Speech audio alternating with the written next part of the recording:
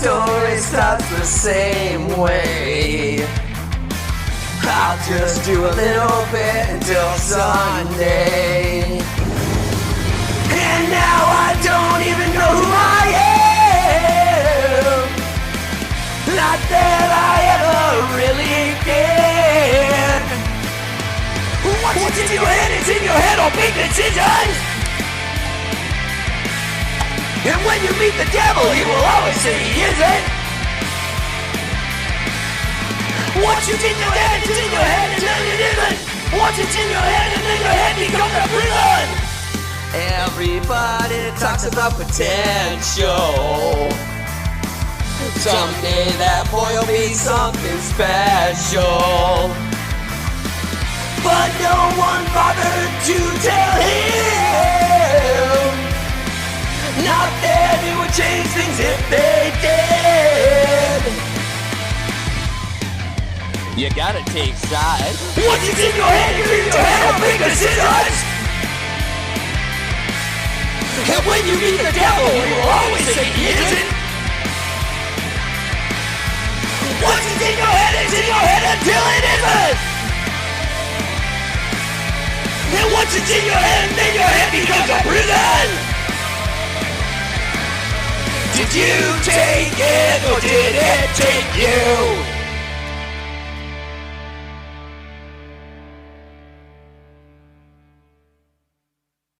It's working.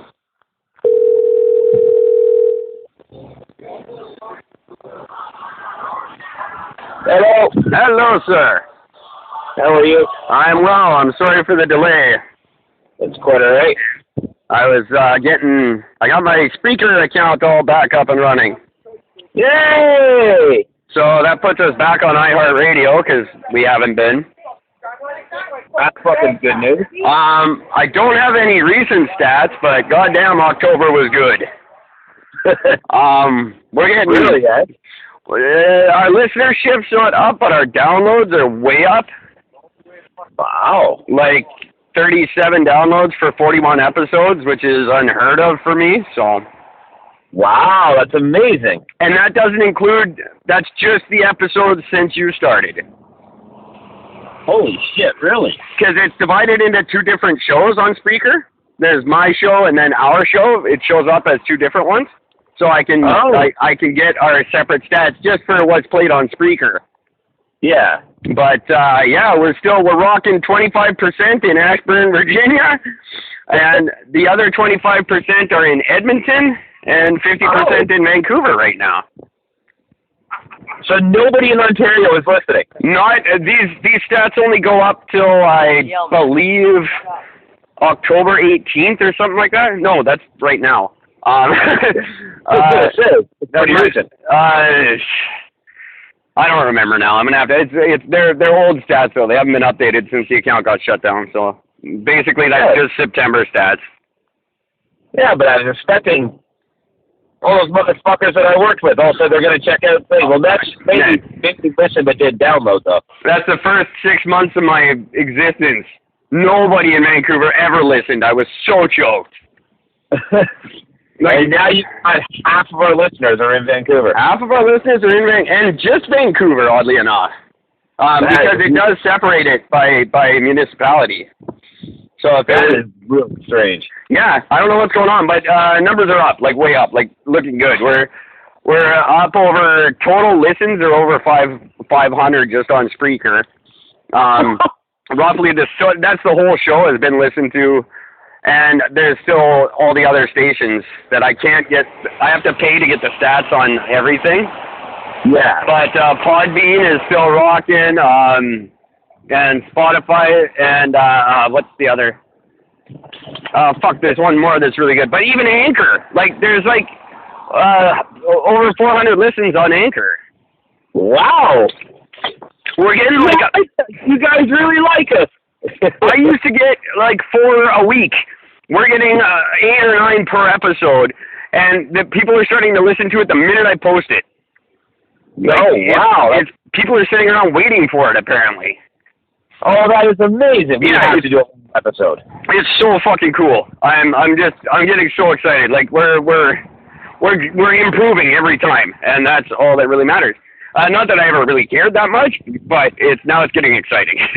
Yeah, Cause that's like, amazing. I'm fucking stoked. One of them, I don't know why it was so popular. I forget what night it was, like 3 or 4 episodes ago.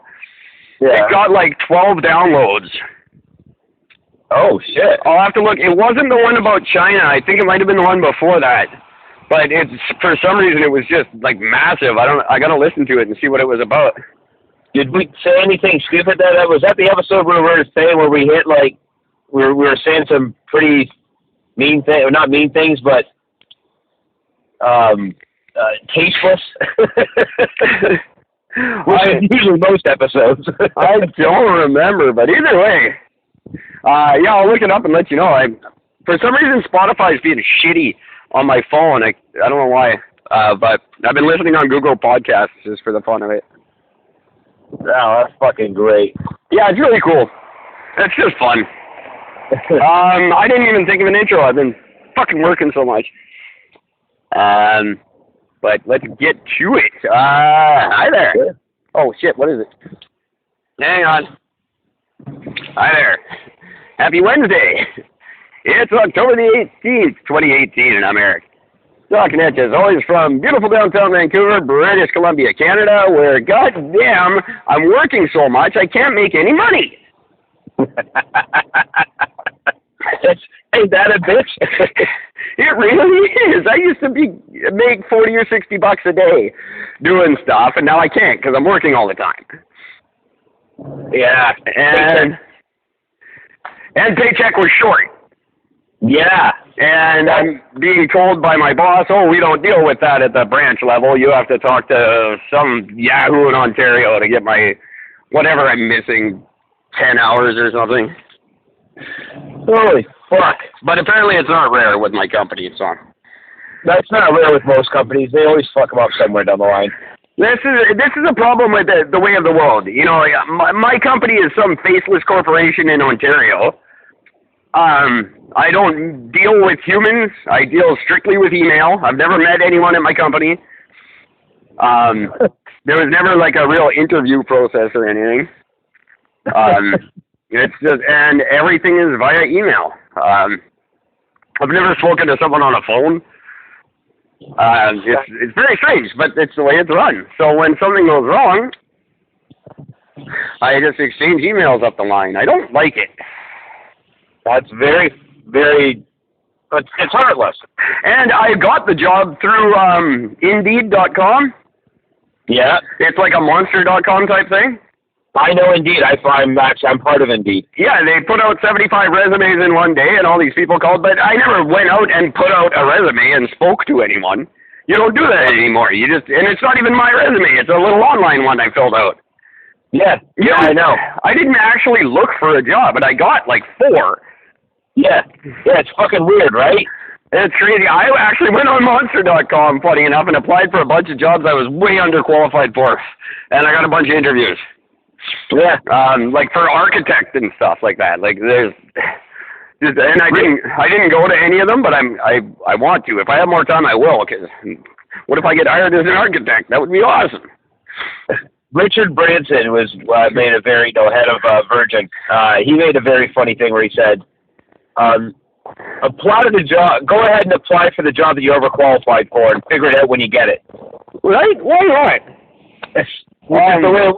And I also just saw that there's a listing of 10 companies that are now hiring that used to require a college education but now do not. Oh, really? Google was one of the big ones. Apple is another one. And the big thing is because they're starting to recognize that not everybody that's good at certain things excelled in school. Least of which computers. Yeah. Every computer genius I know he stayed home and fucked with his computer. He didn't go to school. Yeah, exactly. That's really cool. You know, you realize that post-secondary education is fairly meaningless. Even in the job world, it's gotten to the point, like, when I applied for that social worker position, they said, do you have post-secondary education? I said, yeah, 4 years. They didn't ask what it was in. if it qualified me in any way. It just mattered that I did that. Yeah. So it could have been in, basket weaving. It wouldn't have mattered. I just have to have that on my resume. You're an arts major. Yeah. I'm a philosophy major, dude. That qualifies me for absolutely nothing. No, not even for philosophy. No, it really doesn't. I have to go to the teacher's college to apply if I want to teach philosophy. Exactly. But on an epistemological level, no, I can't do anything except lay around and think about shit. I get to contemplate. I do, and then I get to go over in my mind, whose method of contemplation am I using today? Fuck. Useless. I was supposed to write. I was supposed to write the Great Canadian Novel by now, because there hasn't really been one. Not like and a Green Gables. Yeah, but that's only great in Canada. Yeah. I wanted to be a. I guess Douglas Copeland is close, but he is nonfiction. I wanted to. Who's someone I'm. I don't want to say Stephen King because it's so pedestrian, but I really wanted to be like the next big, like just my book. When you think of books, that's one of the authors you mentioned. Yeah, absolutely. Yeah. I want to be that. It's supposed to have happened a long time ago. As I've said, and I've bitched on this show many times about it, but Christopher Nolan really fucked up my plan with his movie. Yeah, but I think you're missing the bigger picture here. The reason why that hasn't happened yet is because your destiny has been waiting for this podcast to start. I think you could be right. Now that we're starting following people, starting to listen, our name eventually is going to start getting out there. That's when you're able to release the book, because now people at least know who you are. I did go far enough this weekend to search Google searches of all the top podcasts in the world. Yeah. We're not on any of the top 10 lists. I'm not surprised. We're not. Some of them went as far as the top 50, and we're not there. But that's okay. You got to think Anchor alone has 300,000. Like it's Start at the other end. Yeah, that's a good idea. I wonder if I can do the bottom podcast. I bet we're there. The least listened to podcasts. Let's start with those. I guess. If we can hit one of those, I'd be pretty happy. Well, I think I'm going to start talking to Anchor about our road trip we're planning and see if we can get them behind us on that. Maybe helping us advertise it. That would be awesome. Because they do, on Twitter, I'm part of a sort of a hashtag podcast group where everyone on Anchor kind of tweets each other and shares information and music and whatever. Okay. And Anchor pipes in all the time with their little 2 cents. That's how I found out about the studio. So I can talk to them and say, hey, we have this idea. We're not asking for money or anything, but if you want to give it to us, that'd be great. Yeah, I'd be fine with that. At least put us up in New York, because that shit's expensive. Yeah, shit, let us stay at the studio.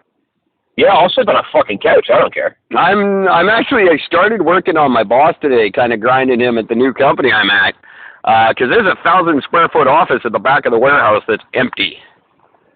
Oh. And I'm like, well, that should be an apartment. There's a shower in the bathroom, and it's a 32,000 square foot warehouse. And they could probably use some night security. It's in a bad neighborhood. Night security and some fucking free money to come in.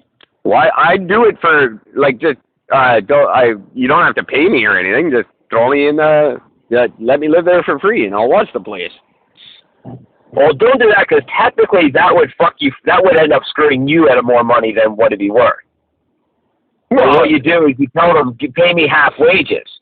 At least then you're still getting some money. That's true. But it's still a free home. Yeah. That's saving a crazy amount of money. And it's 32,000 square feet. I can jam in there. I wouldn't have concerts or anything, but I could definitely play some music. have a podcast studio, so to speak. A really big, spacious one. Yeah. I'm working on them. WorldPack is I don't know if I mentioned I work for WorldPack now. It looks like it's going to be a permanent position. It's not very well paying, but it's also not work. That's a good thing. People order auto parts from various auto parts shops, and we supply the shops with original auto parts. They're all OEMs that we deal with. Okay. So original manufacturers, like if you need all Volkswagen parts or whatever, then whatever auto shop you go to orders them from us. Can you be ordered through directly? Yes. Is it cheaper than going through somebody else? I have no idea about the pricing. I just pick the orders. It comes in like it prints up out of a printer. I go up and pick it. Now this is the best part. There's 6 of us. And everyone's whining about this job. I'm like, there's 6 aisles with letters. And the boss tells me yesterday, my first day was yesterday. He goes, okay, but they're not in order. See, this is T, but that one over there is V. I'm like, yeah. He's like, there's no U. Okay. Don't look for U. There's no U. Gee, are you fucking kidding me right now? So... Wow. They held a meeting halfway through the day because people were complaining about how hard it was. So I raised my hand in this meeting and I said, forgive me, it's my first day, but there's 6 aisles and there's 6 of us. Have you ever thought about just assigning each person to an aisle and that's their aisle? So now I'm the king of the place because nobody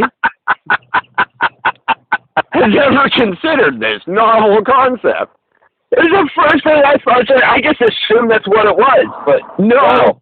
We have people running 32,000 feet to get from T to X, which is 6 aisles.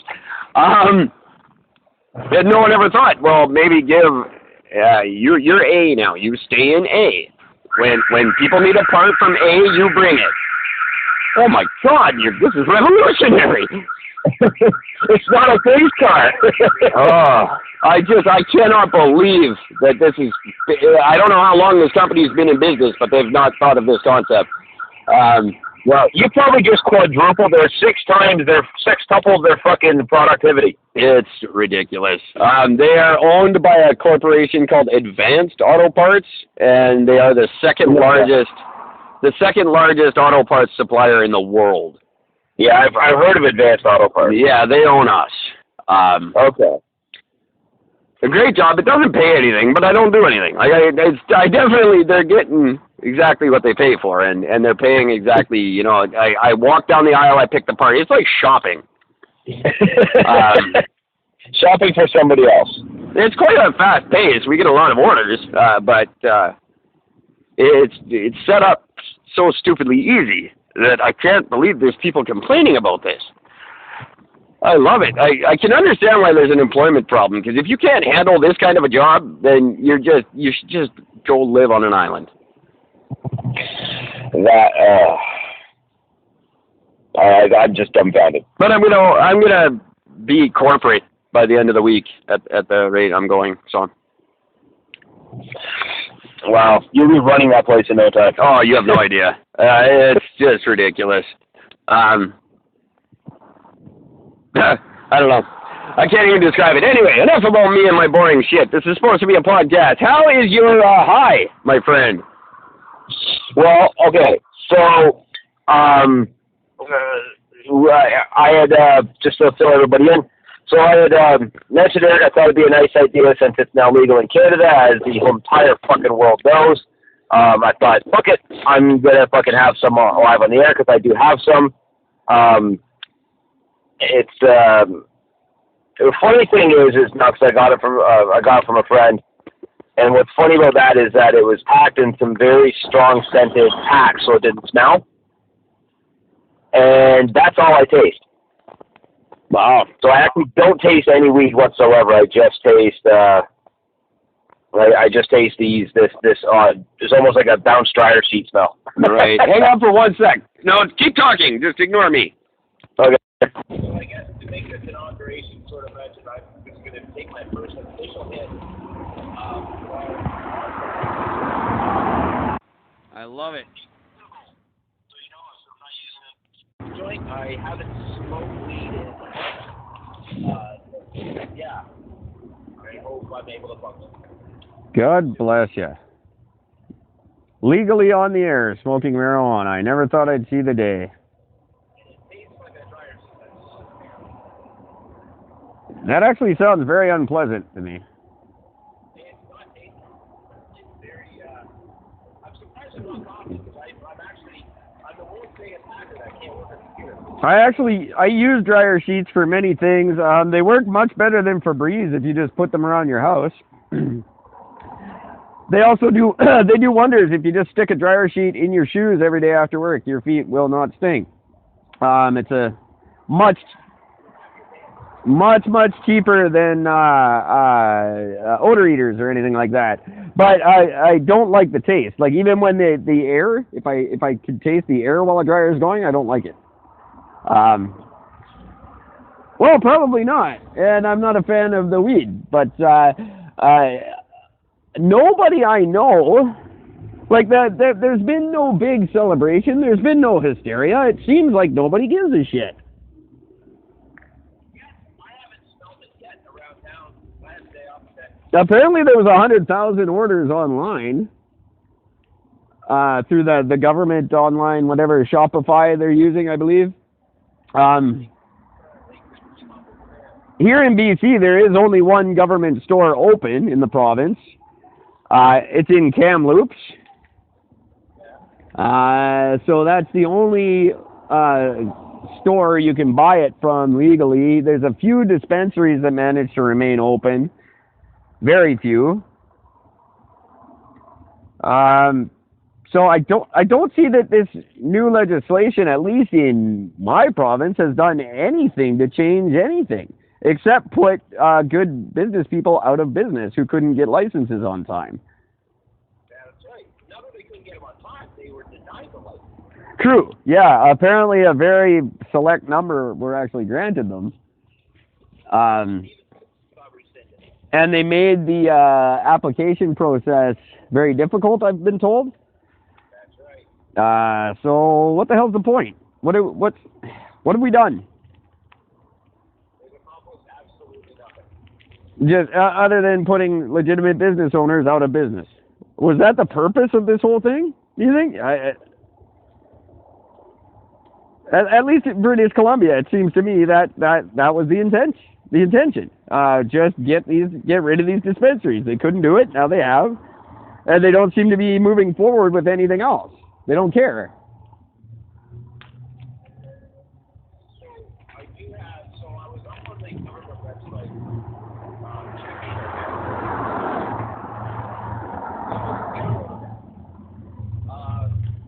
checking prices per gram are starting at $10.05. Not unreasonable, I suppose. Not unreasonable, but why the nickel? I don't. Why the $10? Why you added a fucking nickel? I never understand that stuff. I always assume it's some tax thing.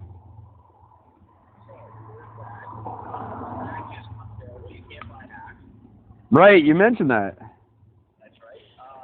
Here's the most fucked up thing. CBD, your CBD tinctures, your oils, things like that. Almost nothing available. No, yeah, I knew that. But you can get lots of stuff for your pet. Yeah, that's stupid. They have the CBD stuff for your pets, but you cannot get it for human consumption. Because it's not approved by Health Canada, is that? I don't really know. I've been trying to find some information on it, but I'm just really not getting all that. Now, pardon my ignorance. I know you've explained it and just recently, but CBD is the good stuff, right? It's all the good effects without the high.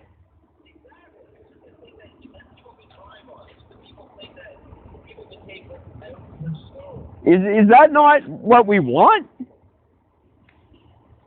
Isn't that what we would want to legalize? Like, that should be the one they're focused on.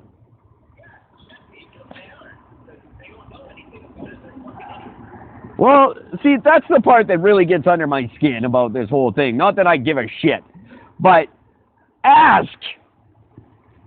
Everybody in the country smokes pot. Just fucking ask somebody. Why are they doing this? Oh, we got to study, we got to this, we got to that. No, get a bunch of fucking potheads together, offer them some weed, and ask them what's up. Now, here's what's funny. I was talking to a person who had applied to get a job at one of the Ontario dispensaries. Now, this person ended up talking to a person relatively high up in a position. The question this person asked was, did you guys do, like, studies on, like, did you guys take advice from, like, you know, Vancouver, Colorado, Uruguay, that's why. Did anybody contact you to find out how they're doing it, what works, what doesn't work? And the guy's response, and he was very honest about it, he says, we're all just going under the assumption that they did, but seeing how the way they're handling it, we don't think it nobody's talked to anybody about it. No, see, why that makes absolutely no sense to me.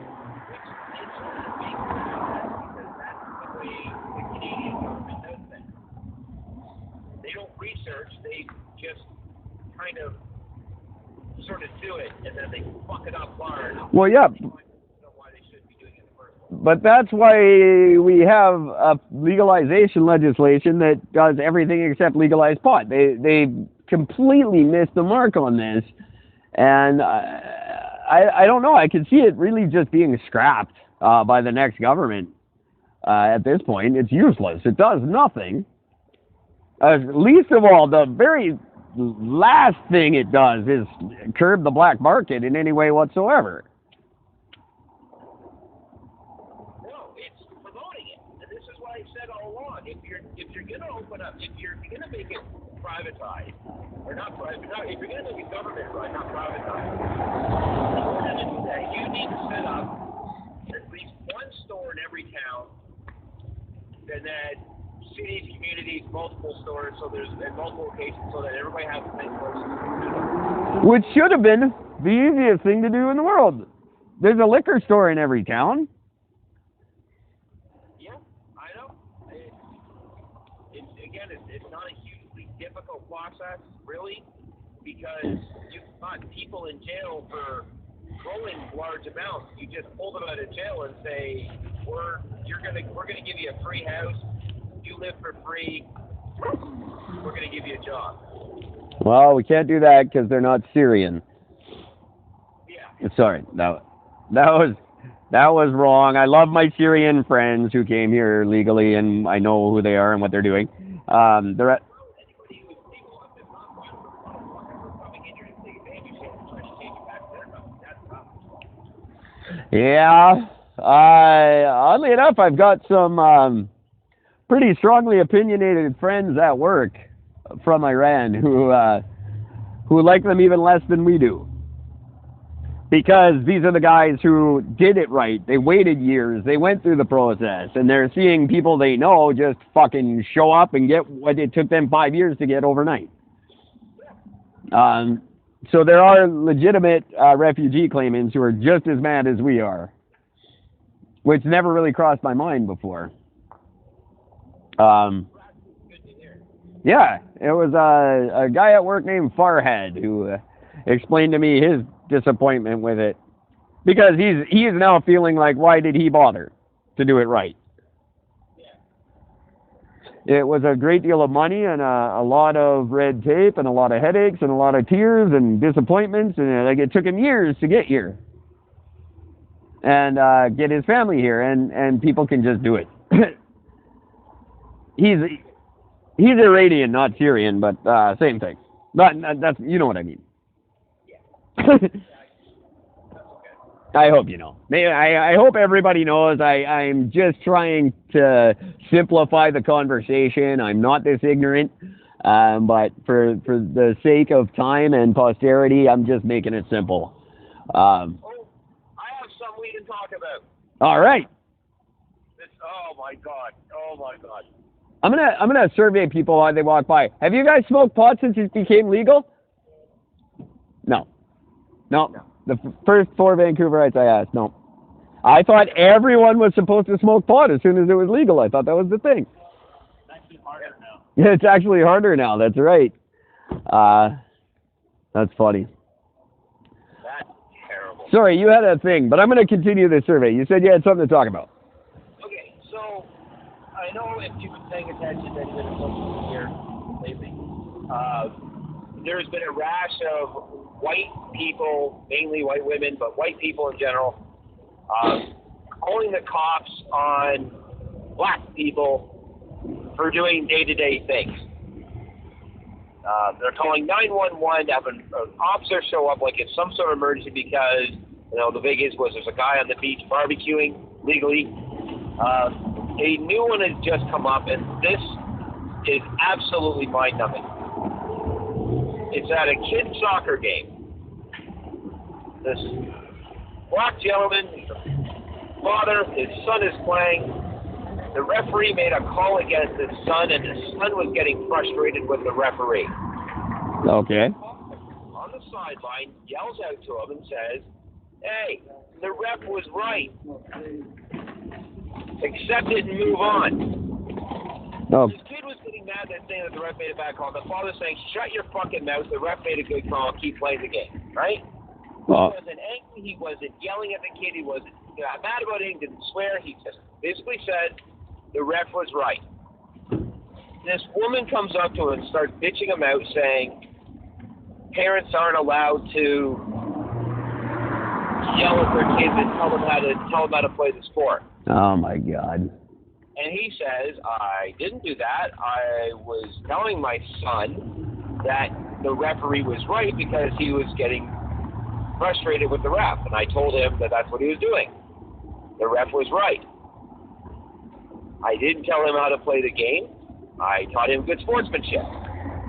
Oh my God. He continues to get mouthy with him. He ends up telling her, "I don't need to talk to you anymore. I'm walking away."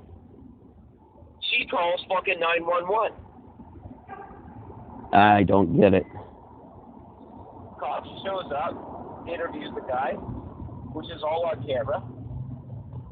And the woman is the one that actually initially posted the video. She's claiming that because he said, I don't have to stand there and listen to this anymore, and he walked away from her, she claimed that she felt her life was in danger. Of course. And the cop, everybody knows it's fucking bullshit. The woman is actually holding the phone, shaking, acting like she's terrified because this guy is talking to the cop in this extremely casual manner and nobody seems to care. Wow. Has she said anything since? Publicly? Yet, No. this just got posted today or yesterday. So people are on the search trying to find out who she is, where she works, so they can notify her company, so they can say, hey, the company should fire this bitch because she's a racist. Yeah, again, we've been down that road, and I don't like that, but, You know what, though? In the case of this, it really, I mean, you know me, I agree with you on this whole thing. This particular case, you can only call it racism. Oh, it's absolutely racism, but I don't think you should lose your job because you're racist. I don't think your opinion, unless it somehow affects your ability to do your job. You know, if you're... You represent the company. That's fine, but I guess it's the company's choice. I don't think it's our place to demand she be fired. It's got nothing to do with her job that she's an ignorant pig. No, but I think the moral of it is what people want to do is they want to show that by acting this way, it's not all right. There are consequences for your actions. Aye. The cops aren't levying fines, which I think at this stage they should be doing. If it is an obvious case where it seems like this, when it's an obvious case that this person's doing something wrong, you're fucking calling this one. If you're... should do a fine for for calling 911. That should be a fine. Local police station, you call 911. That should absolutely be a fine. There's people who call 911 because they wait in a lineup at a gas station for too long. It's just ridiculous. Every year they release the top 10 stupidest calls, and every year they're more stupid than the year before. That should definitely be a fine. Yeah, absolutely. Just misuse of 911, or even just, if it's not 911, wasting a cop's time. That should be some sort of a fine involved there. Well, there is a fine for making false calls to 911. There is a fine for that, but they're just not finding these people, and I think they should. Yeah. And in a lot of states in the U.S., I will almost guarantee you, there are cops that would charge a black man for that, but they wouldn't charge a white woman. Of course. The fear is it's the same as the rescuers, who are already this year, they've been called out to save the hikers from the bad weather up in the mountains, and they won't charge these people because they're worried that the next trapped person won't call and might die if they fear that they have to pay for their service. I think it's high time everyone pays for this service. It's ridiculous. Everyone should know better by now. I paid for an ambulance. Why the fuck aren't I paying for a mountain rescue? Exactly. Exactly. I paid $80 for an ambulance. I went 4 fucking blocks from Waterfront Station to St. Paul's Hospital. It was $80. $80. I could have walked. I wasn't that bad. I walked from East Van down to Waterfront Station. It was the C-Bus people wouldn't let me on the C-Bus and called the ambulance. I didn't call it. That was when I was trying to impress a girl on a skateboard. I smashed my face. Tore half of it off. It was very gruesome. 17 stitches in my nose alone. Yeah, it wasn't pretty. That was my first concussion, actually. A lot of fun if you've never had one. I highly recommend it. I don't think I've had a concussion. It's one of those situations that we've also you don't think you have a concussion. You know. Okay, I am now wandering through beautiful Gastown, historic Gastown, in downtown Vancouver, British Columbia, Canada, and we're just going to ask people randomly as the show goes on. Here we go. Have you guys smoked weed since it became legal? It was almost 48 hours. Good. We got a couple who are they're doing it right now. So there's some people indulging, but it's downtown Vancouver as well. Now, were they pre-indulgers, or did they just indulge because it's legal? Oh no, these guys they're not newbies, that's for sure. They're veterans. Yeah, it's Jerry Garcia and looks like Snoop Dogg's friends all hanging out right there. So not exactly a surprise when they all just laughed and said, "I don't know what time is it." That's great. But I'll ask some other people. So sorry, I'm going on, but I just want to keep this up. It's fascinating to me. Now this whole you and I brought it up a month ago, I think, probably longer than that now, where these little bits of racism are creeping in to our society. It's little comments, it's little things, and now it's this. You said it's white people calling on black people who aren't doing anything. Yeah. I don't get it. I especially in our country, don't understand where it's coming from. No, it makes no fucking sense at all. I know it's guys like Jordan Peterson and these fuckers who people are getting behind, who are spreading this sort of neocon rhetoric, and it gets in your brain, and maybe people don't even know they're doing it. That's what I would hope, anyway.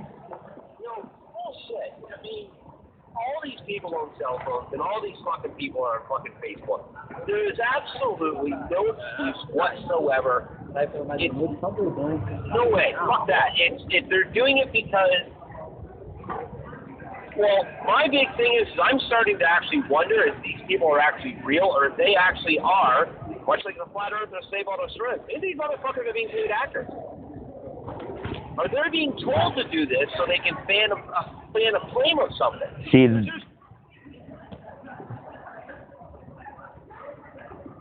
that I can see. makes no sense, because if people are this fucking stupid, if you've gone to the point where you're so fucking retarded that you can't talk to a person of another color and without fearing for your life when there's absolutely nothing to be afraid of, you're a fucking waste of space. Eat a fucking bullet and eat a bunch of them. Why is it? Why?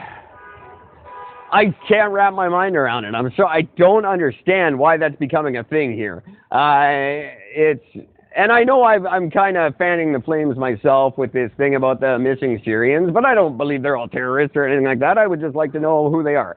But I've never looked at someone from another country and feared them, or someone from our country who just happens to be of a different skin color.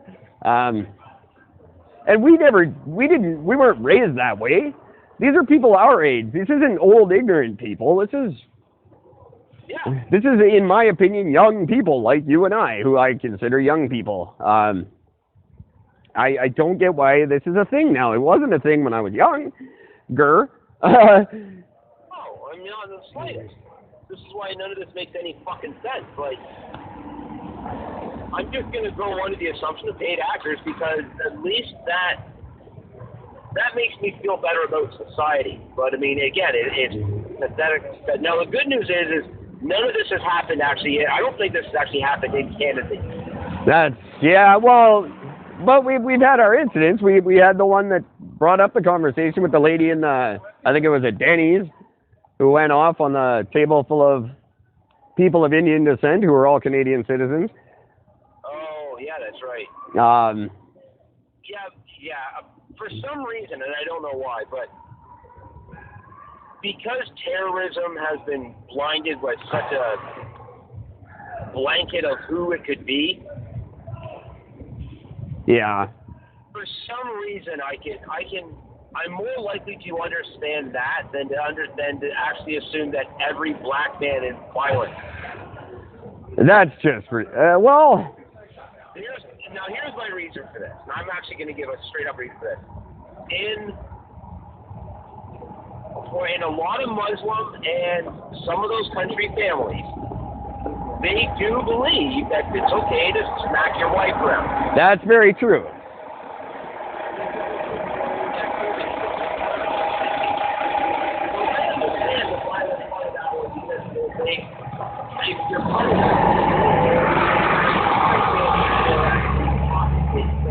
Very true.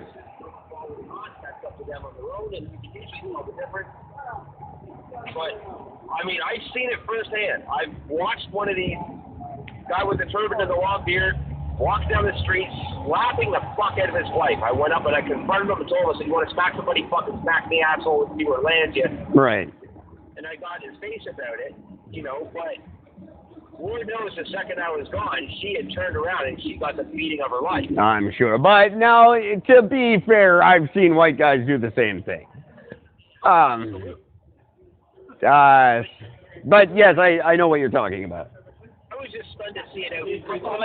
Yeah. I see it more here with children. The way children are disciplined. Children need to be smacked. Yeah, but not beaten like these guys. Oh my God! Did you see the fucking? You didn't see. You'll follow this shit. There's a fucking video of a woman whose 13-year-old son stole her fucking BMW. Oh, I heard about it. Yeah, picked up his fucking best friend and went to his girlfriend's house, and the mother found out. She got a call. Yeah. And the mother chased the kid down the fucking highway and fucking beat him with a belt. That's the greatest thing I've ever heard. Fucking right. Beat that fucking kid with a belt. He did not make a legitimate mistake. I'm just going to do this. He shook the security system off. Oh, yeah. He needs a beating. I can't. In my opinion, he was raised poorly to that point. I wasn't raised with beatings as a fucking kid. That's the type of shit I fucking told. It's because I didn't get fucking smacked around enough. The 3 times in my life I got fucking disciplined by hand. My mother smacked me in the face once. My dad gave me the fucking belt, and when I laughed at him, he gave me the buckle. I will tell you this for a fact. I learned my fucking lesson, and both those fucking stunts I did, I never did again. And I can tell you as a fact, being beaten for many, many years. My father was incarcerated several times for Beating and disciplining. I'm saying, and you said beat the kid. The kid needs to be beaten with a belt. And I'm just going to say, not necessarily, because later on in life it causes all kinds of intimacy issues. It took me a very long time to even want to be touched by another person. It damages you in a lot of ways. So let me ask you this. Do you think on a situation like that, a simple spanking would have sufficed? Oh, I'm watching a hey, it's a crazy man going crazy. He's just yelling and running back and forth up Water Street, clearly high. Doesn't seem violent. He's just tweaking on heroin. And either stealing a bike or just getting on his bike. I can't tell from here, but that was interesting. I love being in downtown Vancouver. Yeah, it's an interesting people out there. Situation like that, I think this is just my personal opinion. My daughter doesn't have discipline issues. We didn't let her. She didn't have the terrible twos. That just wasn't a thing that happened. I think there's ways to raise a child so that they don't want to steal your car when they're 13. Now, there's exceptions to everything, but I just can't bring myself to condone. Now, a spanking's a spanking. I've never done it to my daughter, but I could see that being okay. But I don't know situation by situation. I still got to say beating's wrong. I think beatings for no unjustifiable beatings and overreactions are one thing. But teaching your kids that a timeout in the corner when they've done something very wrong is irresponsible and teaches them nothing. You should. Situation with this fucking kid getting a fucking belt strap across the fucking arm a few times. Oh yeah, absolutely. You little piece of shit. You stole my vehicle. No, thanks. You broke the law. Thank you. You sped out on the highway. You broke so many laws, and you fucking stole a $70,000 car from me. I just want to interject. I'm on the corner of Cambie Street and Water Street. I'm at the steam clock that you love so much. And a very kind... What? The steam clock in Gastown. That's what that was, eh? There's a very kind gentleman just walked up and asked if I wanted to share the joint he was smoking. So he was quite a bit older than us, but just very content to walk down the street with a joint in his hand. So right on. There's one guy enjoying the law. That is great. But I mean, again, nothing's changed out there because you can already smoke and walk down the street anyway. That's true. But I don't know. I guess from an outsider's point of view, it's novel to me. But it should, because you're living down there. You see people walking down the street smoking joints all the time, I'm assuming. Oh, yeah, I hate it. And I saw it. I haven't gone a day out there without seeing that. Yeah, no, it's been for that, and that's what people's big contention is why didn't you just leave it alone? I don't know. Maybe people will get high and not beat their kids. Or start beating their kids. Who knows? Yeah, because that's what potheads are, violent. And this would be a good one. If for anyone's going to write in for any reason, the new email address is pretty sure it's not me at gmail.com. Where are you on this? Beating or no beating? Let us know. There's 150 different ways to get a hold of us. Another real good one is go to our website. It's notjustme.simdiff.com. And get us on our contact page there. You can contact Gord or I. You can specify, or both if you'd like. And we'll get back to you via email or on the show, and we'll bring you on the show if you so wish. Weigh in on this. Let me know where you are on this debate. It's I don't think it's hugely divisive because it seems to take place mostly behind closed doors. But I'd like to know what people's honest opinion is. And I'm not going to judge anyone on their opinion. That's not my place to do so. Pretty rare for Gordon and I to disagree on something this strongly. Yeah. But it's bound to happen. We hit on a lot of subjects, so yeah, it is definitely bound to happen. And I think it's great. I don't know if there is a right or wrong. I think using the excuse on this is one thing I know from a lot of stuff. When it comes to a topic like this, using the extreme excuse such as, oh, I don't think beating your kid is right, again, taking the concept out of what I'm talking about out of concept. Yeah, exactly. You know, I think when you look at, like, I don't agree with, I don't think, as soon as they allowed teachers to start telling kids, if your parent ever lays a hand on you, you charge them, Yeah. I think that was a massive mistake. Absolutely absurd. I think that never should have happened. That was the beginning of the downfall, because I remember the first time I heard that, first time my fucking father pulled shit on me, I fucking threw that in his face so fast. Yeah, that wasn't brought to my attention when I was young. Although I did call 911 on my father one time, and he went to jail for, I believe it was 6 months for that one. I don't know, I'm not going to get too personal on the air, but I had accidentally dumped potato chips on our couch. You see, that is called unjustifiable fucking beating.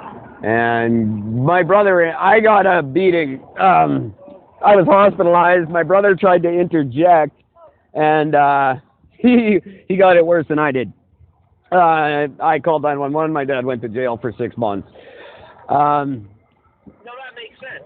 That's If you turned around, let me ask you this, Eric. If you turned around and stole your dad's car, and he had to chase you down the fucking highway to stop you, if he pulled out his belt and whipped you with a fucking belt 10 times, would you call it the same thing? probably not, but Say you would get mentally damaged from that? oh, I was mentally damaged enough to never consider that because I'd probably be dead. But I'm just saying, take away the drunken, violent father and replace it with just an angry parent because their kid did something extremely stupid and irresponsible and jeopardized his life, others' lives, put his future on the line, everything. This kid could go away to jail. He could get charges that will stand his record till he's 18, which still fucks up everything for his future. Again, in my opinion, it begs the question: what got him to that point? Something made him want to do that. Now there are kids that just do shit because they're stupid kids, but there are other kids that they weren't taught properly. He should know that's not a thing you do. Sometimes you just don't care when you're a kid. That's true. That is true. I guess like I said, I can't judge other families. I hope I'm not faced with such a thing. We'll probably still be doing the podcast. I'll let you know. That's only 11 years from now. Oh no, that'd be 15. Sorry. Me and my math again. Jesus, I'm bad at math. They say there's 3 types of people in the world: those who can do math and those who can't. And I'm a mixed breed because I'm good with numbers, but I have numerical dyslexia. Yeah, that's right. Yeah. Numbers, but they end up being the wrong ones. We'll see when my daughter's that old what she goes through, because she's got some attitude. She could go either way. She has 2 older brothers. One was a shithead and one wasn't. And again, that's environmental though. But we'll see. I don't know. I hope it never. Well, it would never come up because she's a little girl. Thank God I don't have a boy, because then it would have to be a conversation. Yeah, absolutely. And I feel very lucky for that. I'm honestly glad I didn't have a boy, because I would really struggle with things like that. Yeah. Especially one Aurora's size. She's gonna. I'm sorry? A boy can take that fucking beating a little better than the girl will. Oh, exactly. Yeah, and well, no, I shouldn't say that. That's not true. I don't know. I don't know what to say. Maybe he is just a shitty kid. Those exist. I know. I had friends. I had a lot of friends who I just looked at, even as a young teenager. I looked at my friends and went, "What are you doing? Why are you like that? Why are you like that?" I used to love that question. And there were ones who had no excuse. There were kids who had everything handed to them who were just shitty to their parents. But then again, I think that's part of the problem too. You can't give your kids everything and expect them not to be shitty. You have to teach them that you can't have everything. I'm slowly having to teach Aurora that now because up until now I've given her everything. You're part of the fucking problem. I will be, absolutely. But that's okay, she lives with her mother. If I throw some fuel on the fire, it's all for the best. Her mom needs some stress in her life. Anyway, too much talking about me. Don't beat your kids, or do, I don't care. But let us know what you do. Beat them when they absolutely deserve it. But yeah, there's sometimes when I know when I was a young child, I wasn't going to shut up until you hit me. It was stupid stuff, whining in a grocery store because I couldn't have a chocolate bar or something. And it's like to the point where I needed the whole store to hear me and how terrible my mom was. And yeah, she'd smack me once in a while. And that's okay. Maybe it's not. I don't know. Don't steal your parents' car. There's some. If any of you are under legal driving age, don't steal your parents' car. Those of you who are legal driving age, be careful when you steal your parents' car. Don't smoke pot in it. Look at the goddamn gas gauge first, and make sure it is at the same level when you return it that it was when you took it. That's just fucking simple. Yeah. Use your heads a little bit. Don't go pick. If it comes in the garage, put little marks on the ground so that you can easily remove later, so you can put the tires in the same spot. Forward and far back. The devil's in the details, people. What radio station was it on when you took it? Right. You've got one friend who's goddamn nosy ass parents. Call your parents every time you fuck up. Don't go to his house and pick them up. Yeah. Know your friend's parents. Make sure you know that they have your fucking family's contact information. Right. I'm looking at you, Pat Hugo. Still mad at you.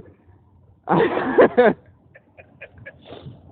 love this because if anyone ever asks you, there's any podcast out there that is actually going to openly tell people how to commit crime. Well, I'm sparing you a beating with a belt here, everybody. This is what I'm trying to save you, the psychological damage. Now, yeah, that friend, don't pick him up. Another thing, if anyone ever asks you if so-and-so stayed at your house last night, the answer is always yes. Yeah. Don't worry figure out everything later when you meet up at the 7-Eleven you hang out at. Until then, just go with yes, he was here, I was with him all night. Simple. Where were we? Gas gauge. Make sure that tires, marks on the floor. I like that. I didn't think of that one. What else can you do when you steal a car? I never did that. We never had to. Limits. Stay off of main roads. Yes. On the fucking highway, you idiot. No smoking in the car. Don't smoke in the car. That's a good one. Oh, Jesus Christ. We used to get busted for that every time. It doesn't matter what you do. Someone knows you've been smoking in their car if you're not supposed to. What advice can I give so you don't turn out like this kid when you're 13? Don't lie. How about this? I'm 44 years old. I'm out of shape. I'm making minimum wage money right now, and I'm living in my mom's basement. You want to steal cars when you're a fucking kid? Welcome to see your future. Yeah, there you go. And here's the other thing. I'm old enough to have children that age. I have friends who have children older than that. My daughter's oldest brother will be 20 this year.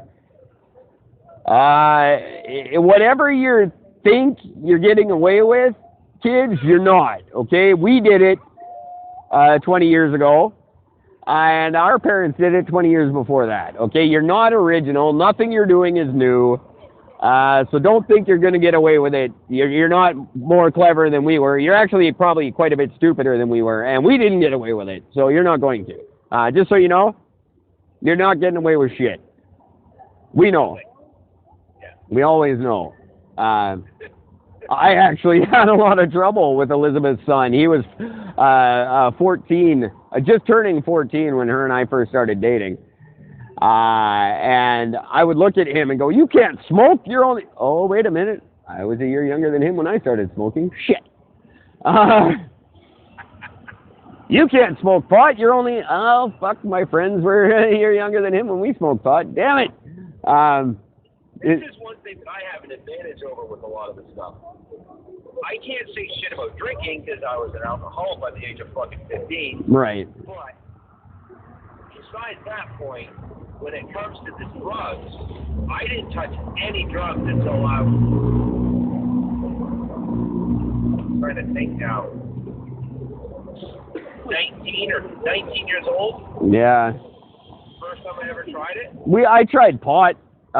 Didn't take to it. I didn't know. I hadn't seen another drug until I was in my 20s. So. Yeah, I didn't touch any hard shit till my 20s. Yeah, I was 21. When I tried mushrooms the first time, that's when I tried. Well, actually, no, that's not 100% true. I think I did punch. No, that was out of high school. Wow. So yeah, when I was around 20, I started doing anything else. And for the record, it wasn't weed that was the gateway. It was alcohol. Fuck you. Alcohol's a gateway drug. No. Oh, take it from a consummate professional. Absolutely. Alcohol is absolutely a gateway. And then it becomes an excuse. Yep. The beginning and the end for me almost every weekend was the classic, "Oh, I just need one line to sober up." Yeah. Can I do another line? And then I'd wake up Monday morning at a bus stop with one shoe and no money. Oh, where's my shirt? What have I done? I have lost another job. Damn it. Coke is really a weird drug. I enjoy snorting things, and so Coke is kind of fun for me in that sense, but Coke as a drug, for the most part, has always been a form of a sedative for me. See, yeah, I've got the same thing with meth, oddly enough. Meth, I don't understand. Meth doesn't even taste good. Yeah, no, it doesn't. Well, it depends. There's a right and a wrong way to do it. I'm not going to educate people on that. And of course, I didn't smoke it for very long. I hated snorting it. Didn't smoke it for very long. I upgraded right up to the I don't know a classy way to put it. Straight into the bloodstream. It's the cleanest way to do it, unfortunately. Don't do that, kids. I don't recommend it. There's no clean way to do drugs. They come to Canada in people's asses. Just keep that in mind when you're doing them. They've been in someone's ass. Yeah. It's called a shitty drug for a reason. Exactly. From what I'm told, I haven't touched cocaine in years, but I'm told it's terrible now. It's not even cocaine for the most part. It usually tests positive for Novocaine instead. Yeah, so that way people get the mouth thing, they rub it on their inside of their mouth, like, oh, that's real deal. No, it's not. No, it's the shit you get at the dentist. And just like heroin, there's like I said, I don't know if it was on the show or off the show, where now 9%, if 9% of your drug is heroin, that's good. That's considered good now. 9. Ridiculous. I don't want to brag, but when I did coke, it was coke. Yeah, half gram do you for 8 hours. Now, not so much. From what I'm told, I don't know. It's been years. It's literally been years, and I say that with a lot of happiness and self-congratulations. Because for a long time, it ran my life. It's a powerful motherfucker, man. Oh, it was everything. I lost all my friends and didn't care. And God bless them for trying to snap me out of it by leaving me. And they were sick of me pawning their stuff. That's a bit of a motivator for people to drop. But yeah, you don't care. Oh, you just don't care about anything. Nothing matters. Except for cocaine. Cocaine matters a lot. I never turned to crime because I'm too much of a wuss for that, but easily could have if crime wasn't so difficult. And I would be shitty in jail. I couldn't hold up in jail. Yeah, no, places I wouldn't do very well would be jail and fucking the army. I would argue with everybody in full day. Yeah, I've got a big mouth and a little body. I'm not cut out for either of those things. And I honestly think in the army, do you remember Saving Private Ryan? There was that one guy, he was the translator, and every time there was a fight, he was in the ditch crying. That would be me. In a real war situation, I guarantee first thing I would do is shoot myself in the foot and try to get sent home. Hand me a gun. Yeah, I couldn't do it. We were having this conversation at work today, not about war, but just about, because there was an Irish guy and an Iranian guy, and both have had to deal with, like, I don't know if you remember Ireland in the 80s, but it was just as bad as Israel and Palestine are now. And this guy actually told the story. He would walk to school when he was a little kid, and there was a guy that would walk down his street with an RPG on his shoulder. Wow. And paroled his street with that. Just ridiculous, the things you grow up with. And I say this all the time. In Canada, when we say how lucky we are, we don't really think about what we're saying and what other people face. I have never once thought I was going to be shot, except for a very specific situation, but that's different. I don't wake up every day wondering if I'm going to be shot, and these people were raised with that. They just, every day, that was a question they had to think about. Every day there's a chance you're not controlled. Exactly. And psychologically, I couldn't do it, let alone war, where the whole point is to shoot or be shot. And there are countries, many countries, where it's mandatory that you serve in the military. I don't get it. I couldn't do it. I can say that honestly. I could not do it. I couldn't be sent to a country just to kill or be killed. I couldn't handle it.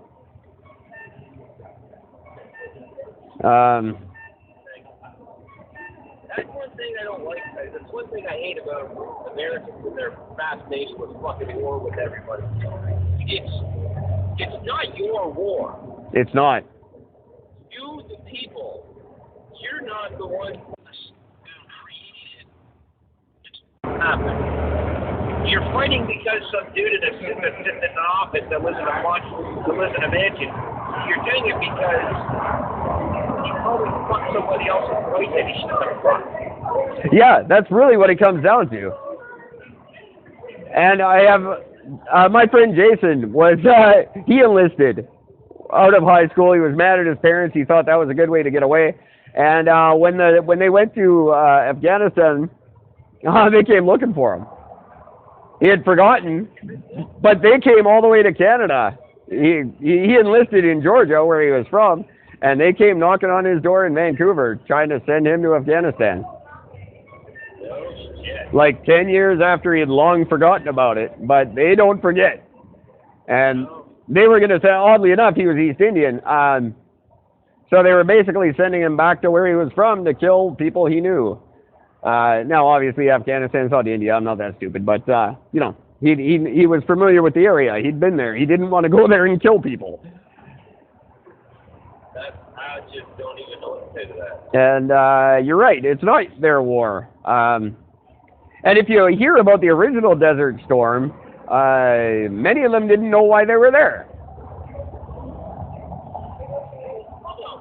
No.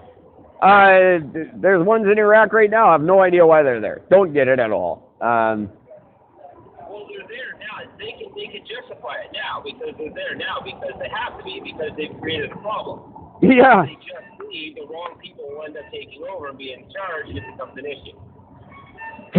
Wrong people in whose opinion? That brings up another thing. They announced today the thing about Saudi money and accepting dirty money. What you're trading human rights for money. Everyone's done it. Every mega corporation the Saudis have an interest in. And you have do we question their human rights before we accept their money? The Canadian government getting in on the marijuana thing. The Saudis want to invest in our marijuana. Do we allow them? They don't let women drive. The Crown Prince, who was supposed to change everything when he took over, didn't change anything at all. Their human rights there are they're the people we just talked about. Well, don't forget, there's also that fucking American journalist that just died in the kingdom's fucking building. Exactly. Where the prince was there. Now, do we fight these people or do we accept them? They're the richest people in the world. They own all our oil. Well, except for our oil. You don't need it. We have our own. We don't need theirs. But we do now because we don't use our own. We can't even refine our own. We're so stupidly tied to them in such an ass-backwards way.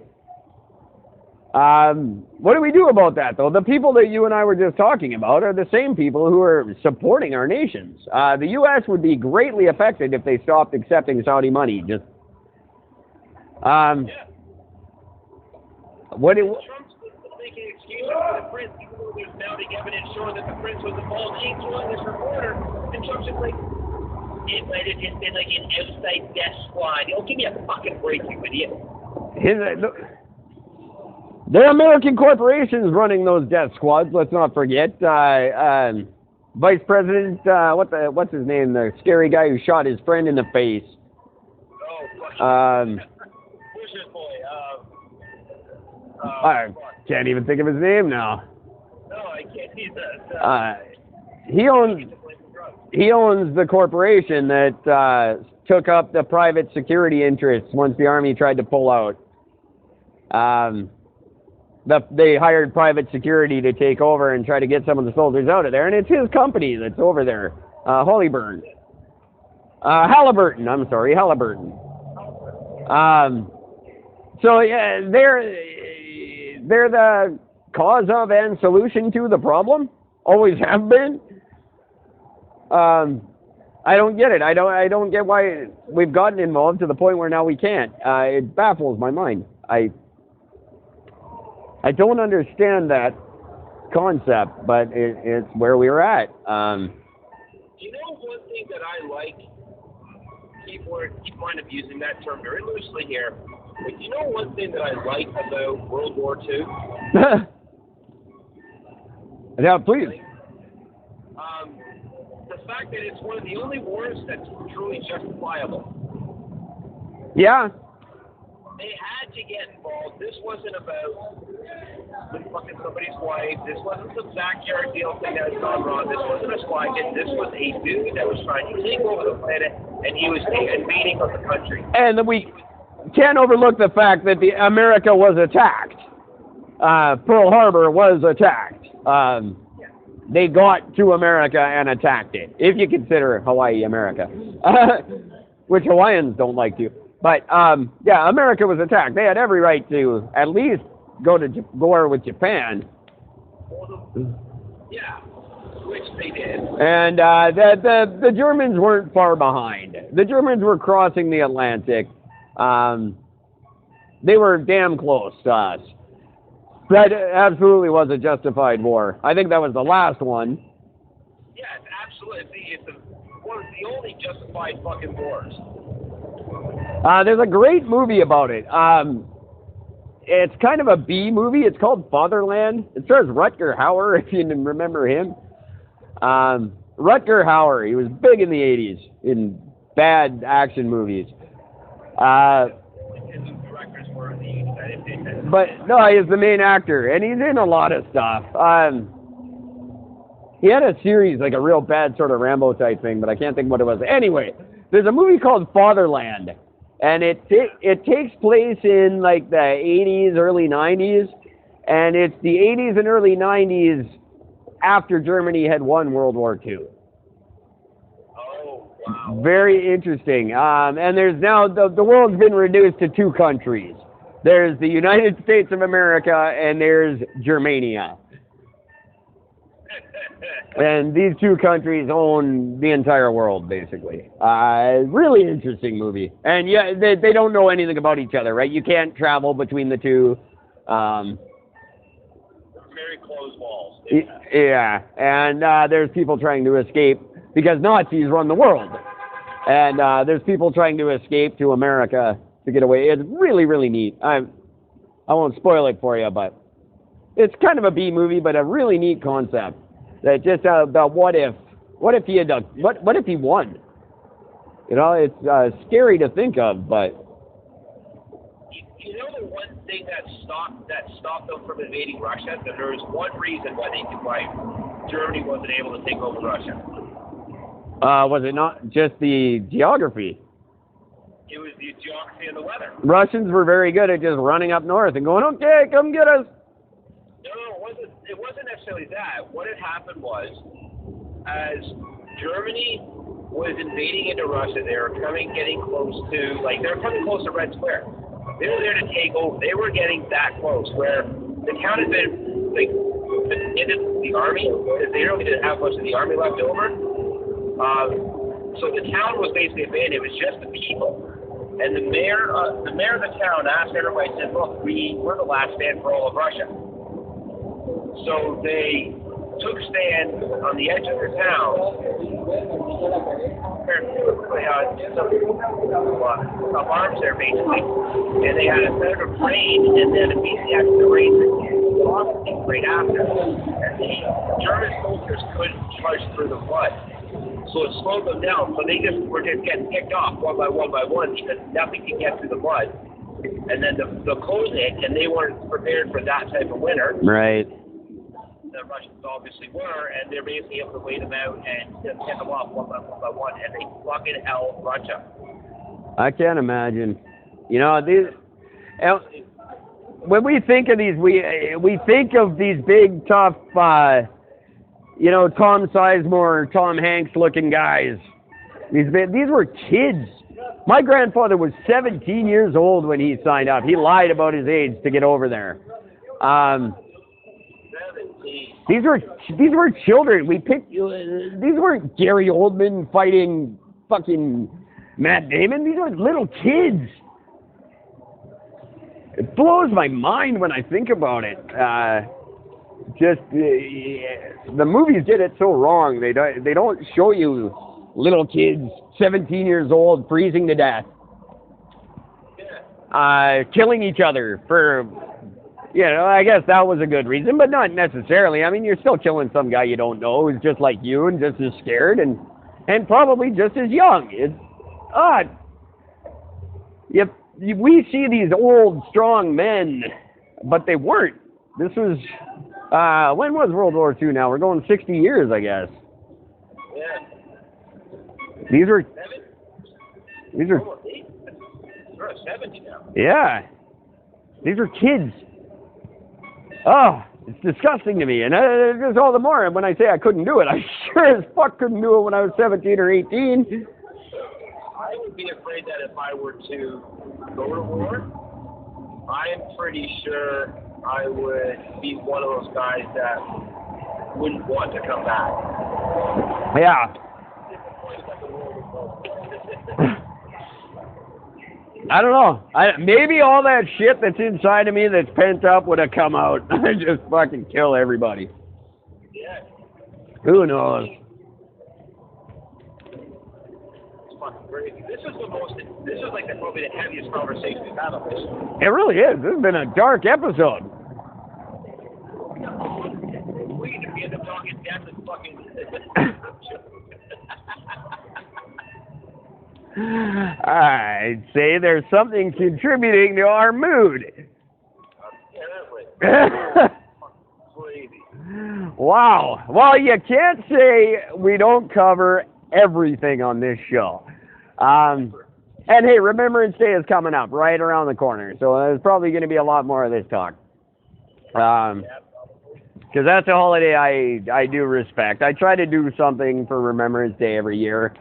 Be it just go down to Victory Square and be there for the ceremony. Because it's something you got to think about every day. I have cousins who served in Afghanistan. I have one cousin who did 2 tours. He's quite a bit younger than me, but very proud Canadian soldier. And I think of him every Remembrance Day. And God bless him, he made it home fine, as far as I know. But and again, he was a kid. He was 20 years old, something, when he went to Afghanistan. These are, when you think of veterans, you don't think of people 10 years younger than you, but they are. Veterans of Afghanistan was brutal. There was a lot of unnecessary violence, and there was a lot of, he has a story where there was a 14-year-old with something in his hand, a cell phone. Now, a 14-year-old with a cell phone on the street by himself was generally, that was a detonator. Yeah. You had to make that choice. Do I kill this kid, or do I? Maybe he's going to blow up a building. You didn't know, and you had to face this shit every day. I couldn't imagine making that choice. Do I kill a 14-year-old kid? Maybe he's just a kid with a cell phone, or maybe he's a terrorist. You don't know. That kind of stuff, to have to make those kind of decisions, and I know the answer to that. I'm not going to give it over the air, but I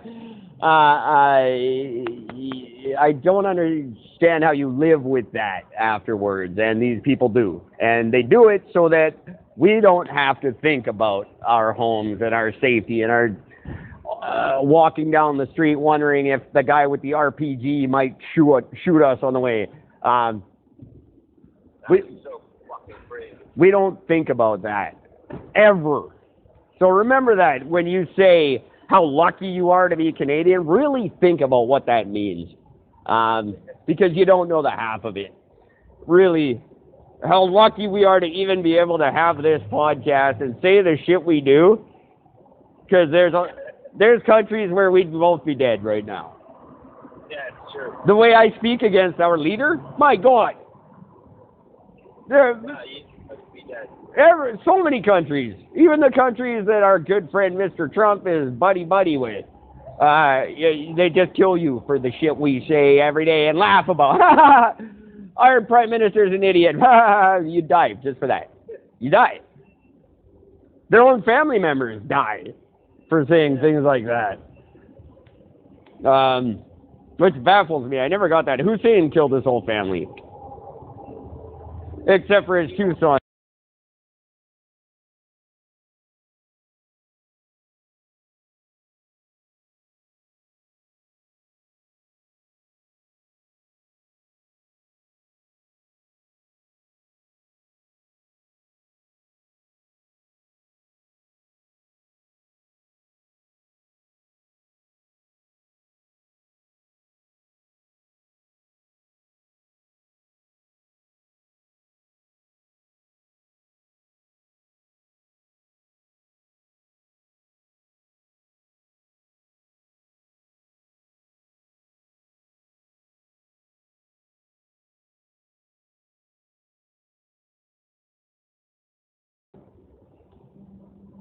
Gord, do I have you? There you are. Hello. What was that? I don't know. I just, all of a sudden you weren't there. Was that Hussein's family trying to kill us? Maybe we should. Maybe we should be quiet. That was very strange. Just a little warning: they can shut us down whenever they want. Apparently. I thought they did one time. It was really freaky. Yeah. So I don't know where we're going with this now. I've lost my train of thought. But yeah, Hussein killing a soccer team. And he would have, too. Yeah. He didn't, but he could have. Yeah, well, there's a lot. I think you could say that statement for a lot of things regarding Saddam Hussein. Unfortunately, well, not unfortunately. Fortunately, there was a lot he could have done, but he didn't. Thank God.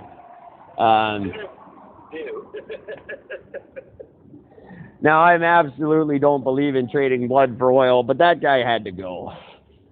Yeah. He was going to start some shit. And if not directly, he was going to encourage other people to start shit. I feel the same way about Bin Laden. He wasn't a good dude. Bad shit was going to happen if that guy stayed alive. Yeah, but for the fucking funny thing about that one, though, America created him. I know.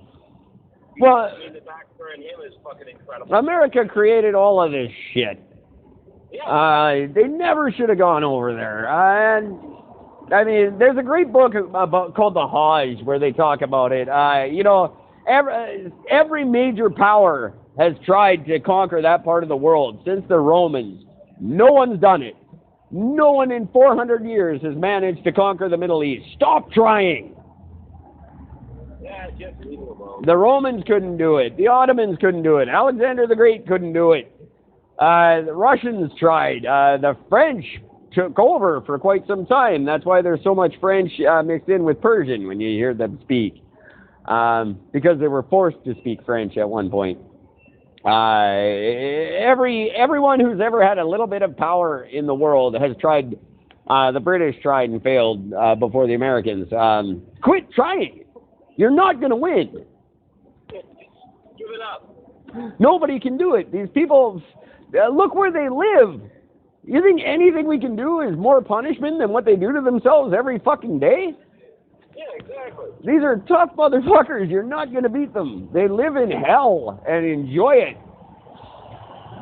And laughing. Yeah, exactly. They're laughing at it. Stop trying to take them over. Leave them alone. I honestly, if I could get involved in politics at a level I would like to, I would completely pull all ties from the Middle East. Fuck their money. Fuck their oil. Leave them alone. Throw up an iron curtain like they used to do, and just cut them off completely. They just don't exist anymore. Yeah. I don't know why that's not allowed in the world. Why don't we do that? Just, okay, you're a bad country, you're on your own. We don't trade with you, we don't deal with you, we don't talk to you, you're just... why was it so easy to do to little pathetic Cuba, but we can't do it to anyone else? Yeah, I don't know. It makes no sense. Look what it did to Cuba. It ruined them forever. It works really well. Cuba had nothing to offer them, so it was easy to take them. And they're devastated. It'll take them 100 years to be a country worth mentioning. Why didn't we do that to Iraq? Or why don't sanctions mean something anymore? Sanctions should be you don't get shit from us. And we don't accept shit from you. It seems so simple. Terrifyingly simple. Just, okay, you're a bad country, now no one deals with you, ever. And all if you deal with them, then we don't deal with you, and so on, and fuck y'all. You don't exist. It used to happen all the time. They threw up a wall in the middle of Germany. And if you were on one side of the wall, the other side didn't deal with you. It was simple. Yeah. Why is everything so fucking complicated now? Well, because fucking Pepsi and Snapple own the world. Yeah. And Pfizer. Whatever fucking that company, what are they called? They're the pharmaceutical company that owns all the GMO patents. It's not. It's bigger than Pfizer though. Pfizer is a part of this giant, mega, scary company. I don't know the name of them. No, it's I forget what it's called. It's a weird name, but they're the one that they own all like the DNA sequences of animals and plants and shit. When it finally gets to that point, they're gonna rule the world. I guess that's what it is. Corporations rule the world, and we're all fucked. Yeah. Yeah. We all are. If robots don't kill us, we'll just kill ourselves one way or another. I think it's gonna turn out to be more of a Mad Max type scenario. It's just gonna be a desolate, fucked up place. Our money doesn't matter. And you just kill people for a tank of gas. Yeah, it goes back to basic trading rules. Yeah, well, they've already said, you know, your money's gonna mean shit when it really comes down to it. You'll be burning it to keep warm in the winter. That'll be all it's good for. Yeah. And yeah, part of me is looking forward to it. Oh, absolutely. Speaking of which, because we haven't touched on it tonight, and I feel very bad, and I do hope my friend is listening. Monty, buddy, we haven't forgotten you. Just life is in the way at the moment. We will be talking to Monty as soon as possible. I didn't touch base with him last night. It's now probably too late to try tonight. But we will get back on that. Yeah, I've definitely got to hear about Monty. Yeah, what's going on with him? I'm very interested, and I do want to help this guy in any way that we can. That just reminded me, because it reminded me of what we were talking about when I ran into him, and I wanted to say something at the beginning of the show, and it slipped my mind. Yeah, I want to help this guy. I want to help as much as I can. That's kind of my new thing. That's why I'm doing, what I'm doing. Trying to help. I want to help some people. The easiest thing in the world, we've kind of let up on that lately. I want to really get back into that because it was making some progress. And then that fucking hashtag. Oh my God, I haven't told you. You didn't. You sent me a very cryptic email. No, you didn't. Never mind. That was different. Yes, tell me what you haven't told me. Let's get off this fucking dreary war for a minute. This will cheer you up a little bit. Please. Guess who I found on fucking Instagram? Oh my God, I can't wait. Christian Slater. Shut up. I kid you not. So. Slater, and then if you find a topic or something, we can actually talk. So So are you like, I don't know how it works on Instagram. Is he like following you, or you're following him, or? Well, I'm following him. He's not following me, because they if they want to follow you, I guess that they will. But it's not one of those things where they actually usually follow you back specifically. Yeah. Sometimes they do, but when you comment, they will comment back. You know what I'm going to do while we're on the air? I'm going to try to get him on Twitter. I think you should. I'm a big fan of the Twitter. It worked for me once. I met Corey Feldman because of Twitter. I'm still friends with his sister on Twitter. We talk. We don't talk very often anymore. She kind of went weird. He did too, though. He's getting crazy. I don't know, maybe he's right, but he said someone tried to stab him with a needle, and he got all weird, and then he went off the grid for a while. I'm very excited about his documentary. He's doing a documentary finally about the two Coreys. It's called Choreography. It's gonna be insane, because he wants to name names and everything, right? Yeah, he does. He wants to take the Me Too movement in. He's one of the big guys behind it. Yeah. Here we go. Here's a neat thing. Oh, the Twitter's going crazy. I haven't listened to Twitter. I haven't been on Twitter in a while. Chris Galis Chris Galis, CKNW, CKNW and Global News celebrity, and my arch nemesis, although he doesn't know it. We can debate all along what's the best name to use for the plant our country has just legalized. But deep down, we all know that jazz cabbage is the way to go.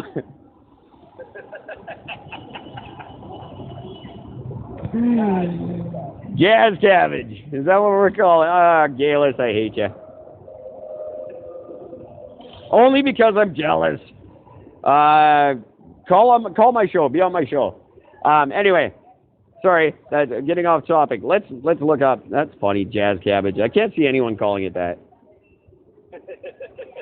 What's the cool? I heard someone call it grass today, and I don't remember a time when it was called grass. That was before my time. But what's the cool? Is there something new and hip that I don't know? What you call weed? Yeah. Well, lately everybody's using the proper term, which is cannabis. Right. So that seems to be the most common that for the most part, weed is still the Oh, there's our ambulance.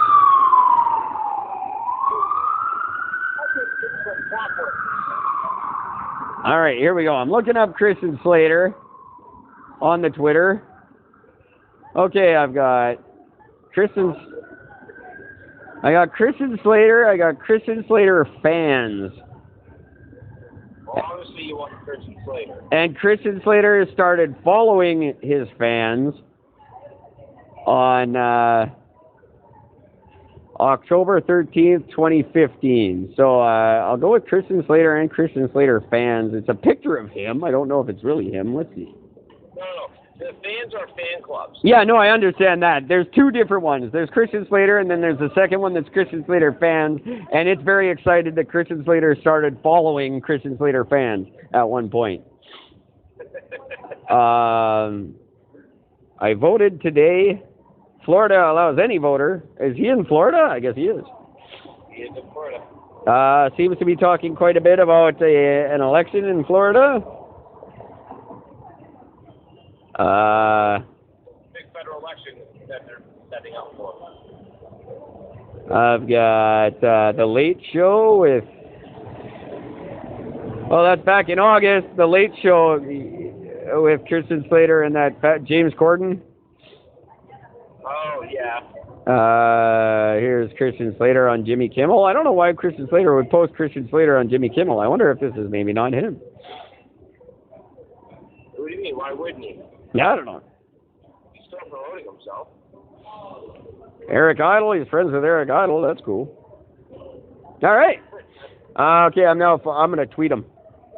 There you go. I forget how to send a private message. Let's see here. Ooh, that's an ugly picture. I like that. Why doesn't he do more? Do more acting or do more ugly pictures? Well, there's a Heathers coming out, a remake of Heathers.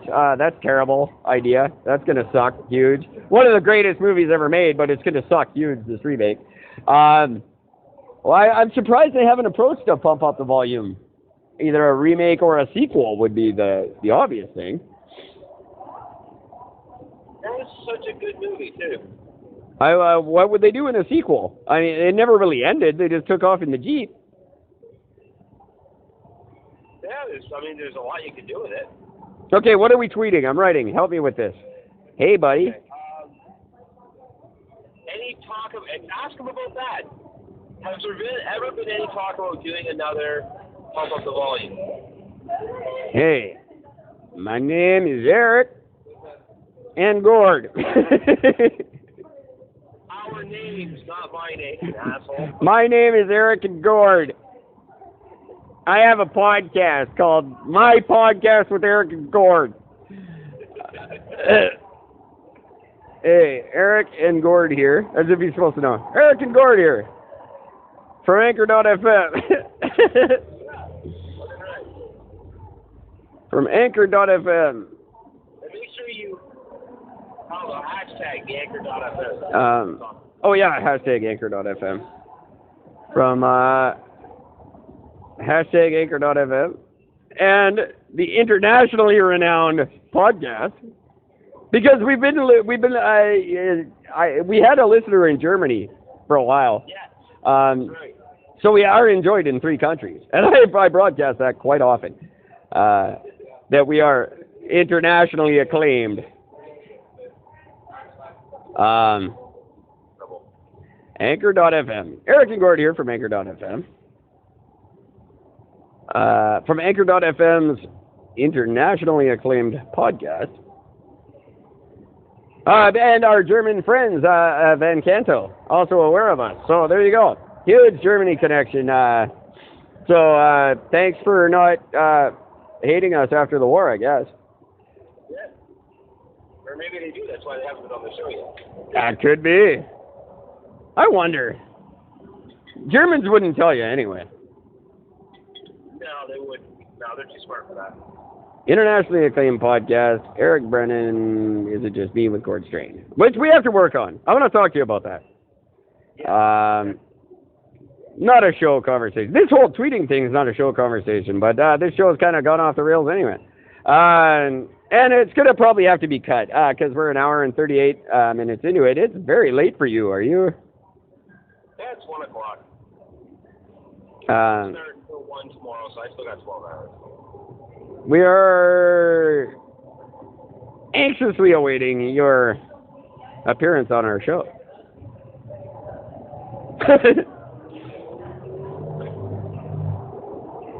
I'm running out of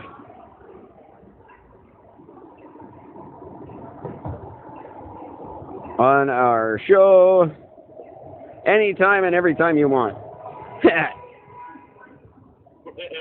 Perfect. Okay, I'll tweet that. And then I'll ask the big question.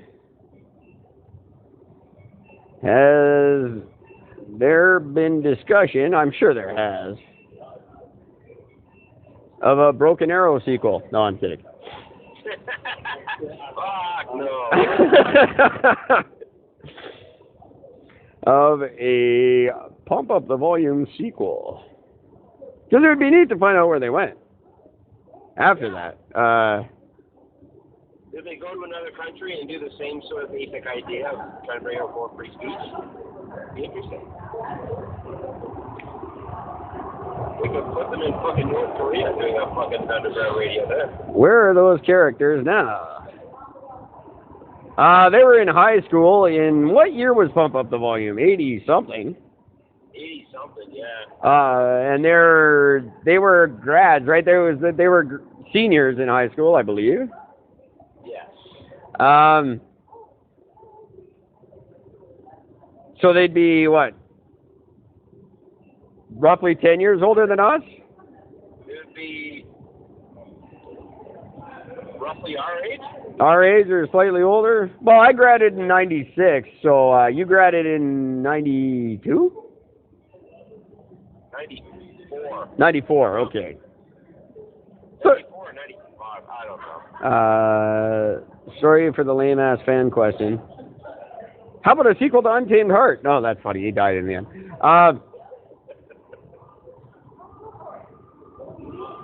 One of my all-time favorite movies, by the way. That's still one I can watch every day. Untamed Heart. Love that movie. Yeah, that one I don't remember. Him and Marissa Tomei, and he's the weird guy who works in the kitchen at the diner she works at, and she's about to be raped, and he saves her, and everyone thinks he's a freak, but she knows he's really sweet. No, I don't know the movie. And he's got a congenital heart defect, and they finally get together, and he dies. Great. I love it. Just the worst ending ever. Yeah, it's one of those movies where it's really, really happy until the end, where he just dies for no reason. And it just ruins your life, because you're so happy for this couple. I love that. I don't know why Hollywood has steered so far away from the great ending where people die. Because, God, it's rewarding. Yeah, just like fucking, that's why I love the last Avengers movie. I have not seen it. I've never actually seen an Avengers movie, so. I've seen all of them. I am a fan of those types of movies. And spoiler alert for anybody who hasn't watched yet, that's been living under a rock. The end of the movie ends with half of everybody dying. Oh yeah, hey, there's a thing, fans. If you don't like the spoiler alert, I don't care. Just so you know, I'm always gonna get spoiler alerts here. I won't say spoiler alert before I spoil something. I'm just gonna fucking do it. So, that's something you should just know about me. That's what I do. And people, oh, don't ruin the ending. Well, then don't fucking ask me the question. Sorry, that's just something I do. Just so you people, I don't know, I've never said that, but yeah, I don't give a shit. And I don't care. You're not gonna ruin the movie for me ever. I'm that guy. I don't care. If you tell me the ending, it doesn't ruin it. Yeah, and I'll have forgotten by the time I watch it anyway. I hate these goddamn purists who go, oh no, I'm not gonna tell you because I don't want to ruin it. Well, there's a reason I asked you to tell me. I'm not gonna watch it for 4 years. And when I do, I'm not gonna remember this conversation. So just fucking tell me because I asked you. So then, oh, I don't want to ruin it. No, I'm asking you, how does it end? That may decide whether I watch it or not. So please don't. Oh, I don't want to ruin it. Now, fuck you. I asked. I don't know why that's just a thing. But I will ruin it for you. Unless you like go away from me and not like I'm not listening and run away with your fingers in your ears. I'll just keep talking until you do. Yeah. So there you go. If you don't want to, just don't bring it up if you don't want to know. Plain and simple. Yeah. Wow. I don't know what else. So I've sent off the tweets. There we go. Let's actually try to get this guy. I was so inspired by my Feldman experience that I want to see if I can get Christian Slater to follow me. You should also come up with a hashtag about this so that other people can hashtag and make the hashtag go viral. That's a good idea. Hashtag, what can we hashtag? Hashtag need to meet, hashtag, I don't know, something about Slater. Slater on my podcast. Slater on my podcast. Okay, I'll get off Christian Slater. I'll just do a tweet. I can't get Chris Galis. Hey, Galis, if Slater comes on before you, we're going to have issues, buddy. Yeah. I don't know why. I don't know why Galis thinks he's so much better than me, other than because he is. Only in 6 seconds. Yeah, there's that. Well, I haven't been on CKNW since May. Since it's very hard for me to listen to the radio. Oddly enough, AM radio is hard to come by nowadays. Yep. We had a good thing going with Drex there. I would like to rekindle that if we can. I still think he was stealing our stories. Yeah. But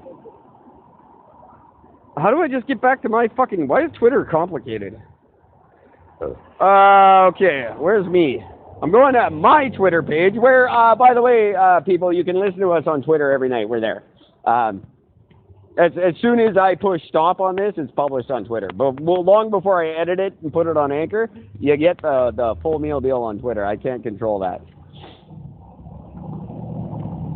Okay. Remember I showed you that when I first introduced you to the podcast. We were sitting at the Jack Lonsdale's, and we recorded like 1 second, and then it went on. Yep, I remember that. That sucks when you forget that. I'll tell you. I've posted a lot of 3-second shit. We don't have a Twitter page. I guess we should do that. I have one, but we don't have one. Yeah, I guess we should. So much to manage. I need someone to manage my social media. As everybody knows, I tried that once. It didn't go so well, but I would be open to someone doing it again. Okay, so people who follow me, of which there's very few, although there is one famous one. Who? God damn it, I'm going to have to look up his name. How terrible am I? But the redheaded kid from Adventures in Babysitting. That's right. That's cool. We're Twitter buddies. I don't know why he did it. Well, I guess it was the Corey Feldman thing. He started following me because that was pretty epic. A lot of people did, who don't anymore, but they did briefly.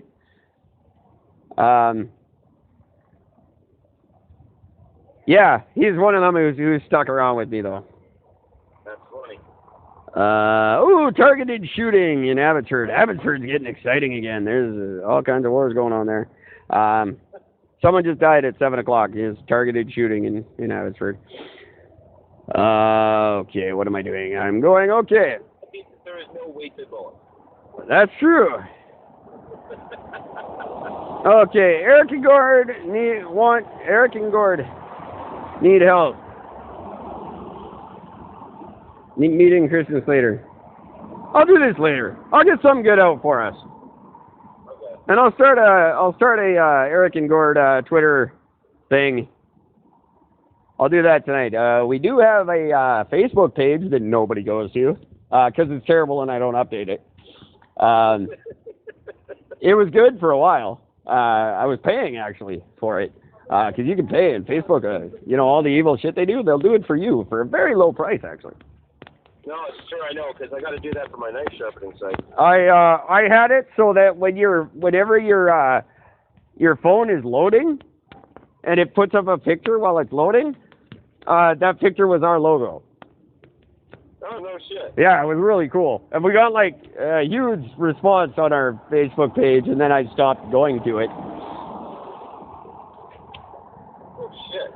And now I don't remember the password, so I can't even go to I can go as a fan and look at our Facebook page. I just can't do anything with it.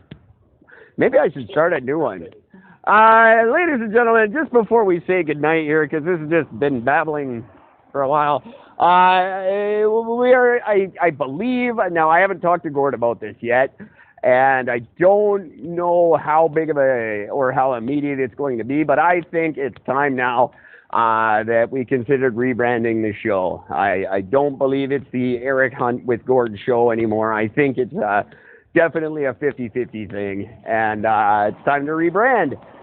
So anyone with an idea for a title, please get in touch with us in one of the 150 ways you can, including call me directly, 604-655-9630.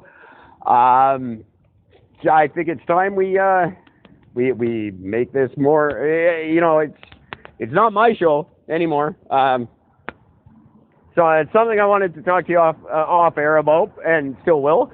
But let's get everybody involved as we always do, and they don't. As we always ask them to do. I think I've considered it. I even started coming up with some new logos today. Eric and Gord, whatever. I don't. We could go with that. Eric and Gord, whatever. Eric and Gord, we know you're not going to call. Eric and Gord, just fucking leave us alone. No, that's the opposite of what I want. Don't leave us alone. We've been alone for too long. Be on the Eric and Gord. We want you on our show. I don't know, something. Clearly, folks, we need help with this. So give us some fucking ideas. We need help with everything. I'm still waiting for that producer to call. Eric, how about this? Eric and Gord, let's get corny. Let's get corny. Little corn joke for you there. Oh, wow. Yeah, well, thank God corn season's over for a while. We can all relax. I was thinking about that today. How weird is that? I was thinking about, next corn season. Because it's going to be on my mind when it happens. I'm taking the week off of fucking work, and I'm going to Great and Roast Step and just scream at people. I'm surprised. Maybe there's just an abundance of corn because we've got that great Chilliwack corn here. I don't think it happens here like it did there. But I can't wait to be a part of it. I really want to start spending more time there. Because I have the whole point of you and your Ontario-ness was to enlighten us because we're very clueless about Ontario here. We hate... It's a stupid fucking province with stupid fucking people running it. Stupid fucking idiots everywhere. Yeah, and I want to know more about it. Because we think that, but we don't know anything about you. Other than the Ford. Ford has brought you into the limelight. All you had before that was the Maple Leafs, and we all hate the Maple Leafs. We don't know why. We have this rivalry that's fake because nobody knows why we have it. We just decided, that's a rivalry. Probably just because we're the only two big Canadian teams in the NHL. Although the Canucks are crap, have been for a long time. They're even worse now because just imagine crap without the draw of the Sedins. You can say what you want about Vancouver, but remember one thing: the Leafs has been shit since 1968. That's true. That's true. But Canucks have never won a cup ever. They haven't been around since the 60s. Well, that's yeah. It depends what side of the. Record is still better than fucking Toronto. The diehard fans will tell you we did win one cup, but that was back when it was the Vancouver Canadians, and they were based in Victoria. That's funny. It depends. If you're a diehard fan, they weren't a different team at all. But if you're me, yeah, they were a totally different team. That's bullshit. I did some session work for a band called the Paper Boys, a Celtic band from Vancouver Island. They went on to win a Juno on that record. I am listed in the liner notes on the record. So technically, I can walk around saying I'm a Juno award-winning musician. I don't.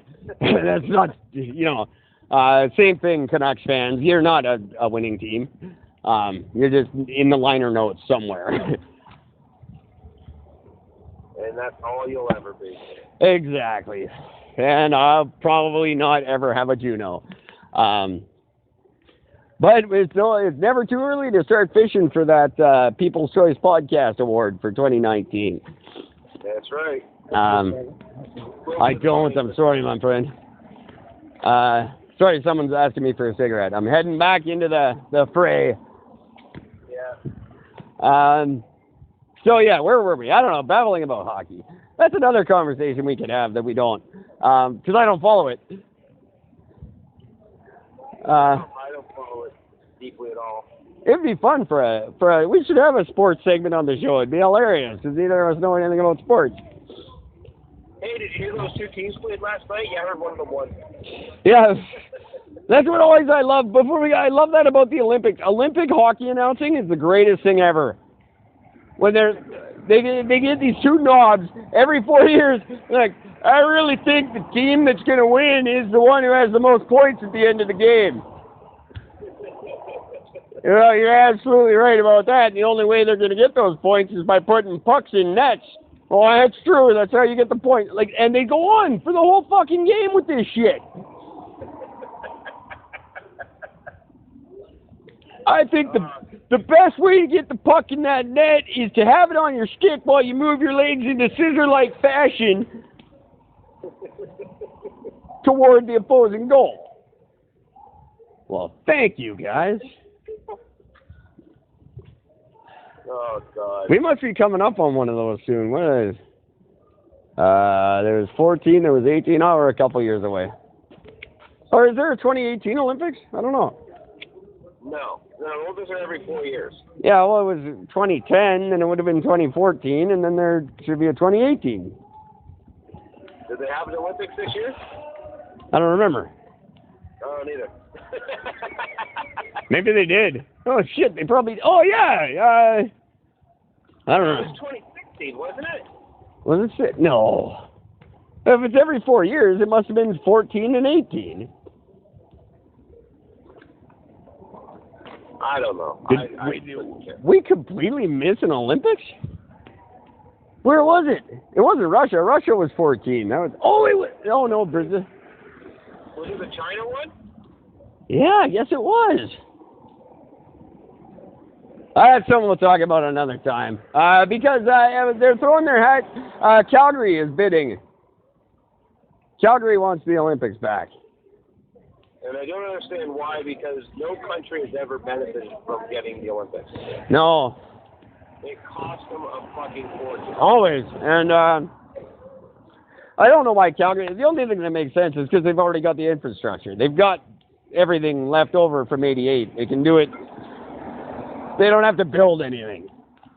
Yeah. It's all still there. You can go there in the summer and do Olympic events, and in the winter you can like bobsled and shit. It's really expensive, but it's fun. Anyway. We gotta end this. Yes, we do. This is stupid. I apologize to everybody for this stupid show. It was a weird one, that's for sure. Every once in a while, there's one that just goes off the rails. I've had them on my own too, where I just babble on. But it was fun. It's always fun. Yeah, everybody. I'm just gonna say goodnight. Good night. I don't know when we're coming back. I'll be back tomorrow because I'll do the Spreaker show. If I don't do our show, I'll pipe up on Spreaker and play some music. A very strong possibility of the release of a new Rocky Fortune song today or tomorrow. A very Gord-inspired song that I've been working on. A really neat. It's a love song. It's a lovey love song. But a little sarcastic. Anyway. That could be up tomorrow. I don't know. Well, I look forward to it. It's going to be a good one. Yeah. Do you know if we'll be hearing from you tomorrow? Quite possibly, yes. Cool. Look forward to it. And in the meantime, I will keep checking for Christian Slater. I'll keep checking for messages from you wonderful people out there. Thanks. Oh, God, I hate Halloween. Thanks for listening, those of you who do, my friends in Ashburn, my friends in Edmonton, and my good friend Gord. I look forward to talking to you all again tomorrow. Until then, take care of each other. Be good, you motherfuckers. And that's where I'll cut it off. Holy shit, is it noisy tonight? Is Christian Slater following me yet? No. No, it's just like 4 in the morning there. You know. Oh, yeah. Well, I just assume at 4 in the morning he's sitting around checking for treats from random Canadians. No, I'm actually wrong. It's only, it's 1:30, same time zone as me. Oh, yeah. Are they really? Isn't there another one? Or is that just... I don't know. Yeah, I guess you're all Eastern time, aren't you? Yes. Weird. Yeah. All right. Well, that was something. Real quick. Yeah, I don't want to change the title too drastically because we do have a lot of listeners, and I don't want to throw them off too much too quickly. But at the very least, it should be "Is It Just Us" or something like that until we come up with something better. I think that's pretty much perfect. In my humble opinion, it's definitely not my show by any means. So, it's not mine alone either, so, I mean, it's our show. We do this together. I think it's time we acknowledge that a little more. I didn't know it was going to go as far and as fun as it has, so. I don't think either of us thought much when we started. No, not really. But it just seems to get better and better, so. Yeah. I'll shoot you some of the logos I made. They're just those cheesy ones I make, but they're Eric and Gord instead of Eric with Gord. That's awesome. Although you'll end up taking over one of these days, I'm sure. I'm too lazy for that. I'm going to be the one that goes to all the fan meetings, and they're all going to go, "Where's Gord?" And I'm going, "Ah, fuck." That's all I ever hear. What? And I'm the guy who wouldn't appreciate half of it. I have a tweet. Oh, that's so funny. I got a tweet about the Canucks. Like, just as we were, yeah, that's weird how the internet listens to you. Yeah, I got a tweet from Global about the Canucks. So, Galus is listening. So Galus, if you can get us in touch with Tristan Slater, do it. And yeah, buddy, we'll talk more tomorrow, I guess. I guess that we will. And I'll come up with some topics, and we'll have a more streamlined show. This has been a screwy week, but obviously there's reasons for that. Yeah, that's okay. So go get some sleep. I'm definitely going to. And thank you again for your help today. Huge help. No worries. Glad I could. I'm going to talk to them and see if I can get a check next time, but if not, it'll be the same thing next Friday. Yeah, no worries. Awesome. I got your back, buddy. I love it. Thank you. There will be more. You can take some next time. I know I owe you a few bucks, so. I'm not worried about it. I know, but I am. So yeah, I'll get this up as soon as I can. There's not much to edit, luckily. And I have data again because I paid $5 to get some data, so it should post pretty easily tonight. Cool. Awesome. Sorry, I'll be right with you. Crazy people are trying to talk to me, so I'm gonna let you go. Okay. All right, man. Have a great night. Talk to you later. Okay, I'm glad these headphones I bought suck. And